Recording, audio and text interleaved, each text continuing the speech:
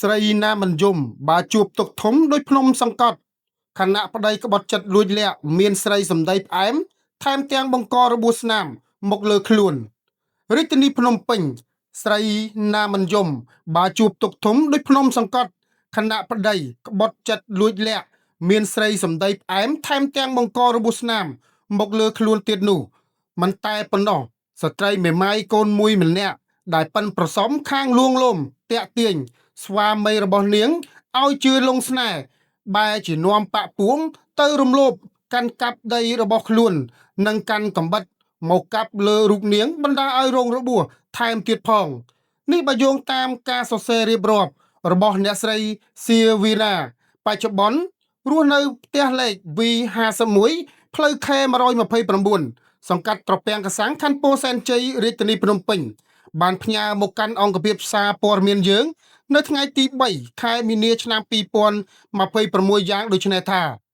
រឿងរ៉ាវទំនាក់ទំនងរវាងស្វាមី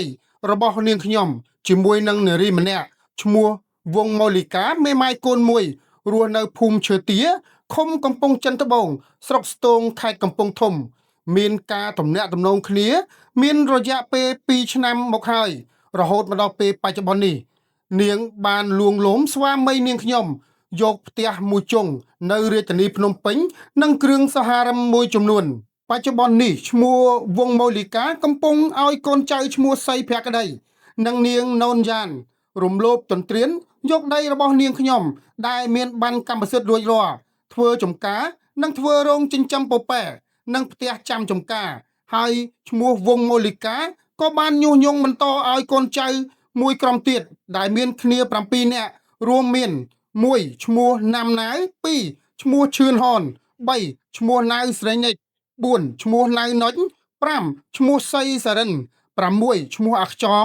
7ឈ្មោះឈួនចន្ទាកាន់កំបិតកណ្ដៀវមកដេញកាប់និងមានកំភ្លើងកាយស្នៃធ្វើសកម្មភាពហិង្សាដោយចេតនាមកលើនាងខ្ញុំកាលពីថ្ងៃទី12ខែមករាឆ្នាំ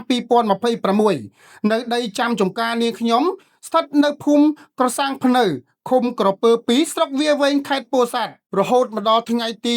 26ខែមករាឆ្នាំ2026នាងខ្ញុំបានដាក់ពាក្យបណ្ដឹងទៅសាលាដំបងខេត្តពោធិ៍សាត់